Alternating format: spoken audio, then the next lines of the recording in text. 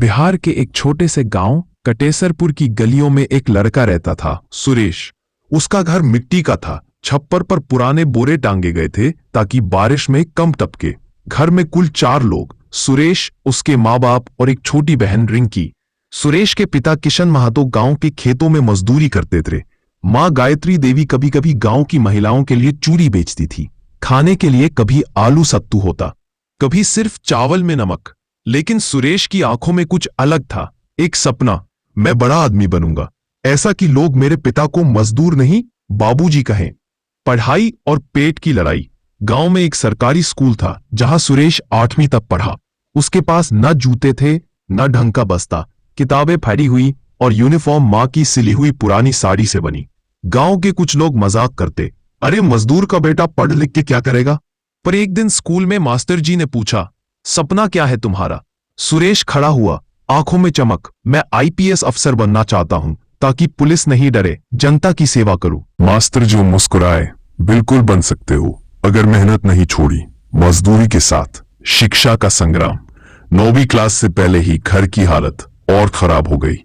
पिता की तबीयत खराब हो गई, टीबी का इलाज चल रहा था।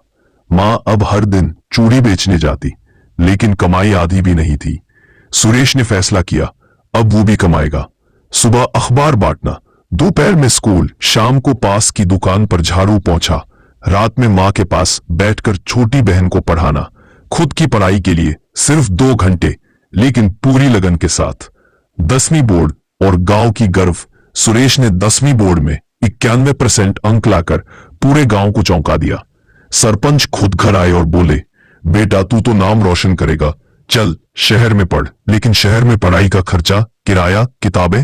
पिता बोले, बेटा पैसा नहीं है, पर अगर तू तैयार है तो हम भी है। मां ने अपनी शादी की 7 चूड़ियां गिरवी रख दी। शहर की तन्हा रातें। पटना के एक छोटे से मोहल्ले में सुरेश ने एक चौल में कमरा लिया, जिसमें 6 लड़के और एक पुराना पंखा। दिन में कॉलेज, रात को होटल में वेटर का काम, बचा हुआ समय किताबें। अक्सर आधी रात को भी पढ़ते पढ़ते नींद आ जाती, लेकिन सुरेश की दीवार पर एक कागज चिपका था, आईपीएस ऑफिसर सुरेश कुमार।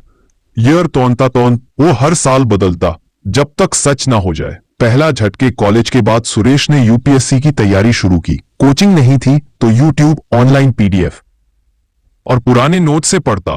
पहली बार में प्रीलिम्स ने ही फेल। मां से फोन पर बात की, मां नहीं हुआ। मां चुप रही, फिर बोली, बेटा कुछ भी अधूरा नहीं होता अगर दिल से चाहो। तू अगली बार दोगुनी मेहनत कर। संडे बुक, मेहनत और उम्मीद। दूसरे प्रयास में सुरेश ने खुद को दुनिया से काट लिया। सुबह नाश्ते में सिर्फ 1 रोटी, दोपहर में कोई सब्जी नहीं। समय बचाने के लिए सिर्फ 1 वक्त का खाना। शरीर कमजोर हो गया, लेकिन मन और मजबूत।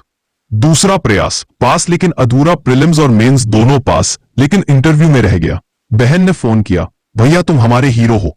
उस दिन सुरेश ने लिया, अब सिर्फ मेरे लिए नहीं, रिंकी के लिए भी अफसर बनना है। तीसरा प्रयास, जब मेहनत रंग लाई, तीसरे साल उसने कोचिंग के लिए एक एनजीओ से स्कॉलरशिप ली। वहां अच्छे गाइड मिले। उसे समझ आया कि मेहनत के साथ स्मार्ट स्ट्रैटेजी भी जरूरी है। हर दिन की योजना बनाता, दिन में 14 घंटे पढ़ता, हर सप्ताह खुद को टेस्ट करता। इंटरव्यू में जब पूछा गया, आपने सबसे बड़ी कुर्बानी क्या दी? सुरेश ने जवाब दिया, अपनी भूख, नींद और सपनों की आजादी, ताकि एक बड़ा सपना सच हो सके। सफलता की सुबह, यूपीएससी का रिजल्ट आया। Suresh Kumar, AIR 77, IPS. वो दिन उसका नहीं, उसके माँ बाप, गांव और उस संघर्ष का था। गांव की वापसी, अब की बार हीरो बनकर कटेसरपुर गांव में बैंड बाजा, मिठाइयां, ढोल। सरपंच ने मन से ऐलान किया, हमारे गांव से एक आईपीएस निकला है, सुरेश कुमार। जिस स्कूल में किताबें नहीं थीं, अब सुरेश ने वहां एक लाइब्रेरी बनवाई। नाम रखा गायत्री ज्ञान केंद्र। माँ बाप की पहचान बदली।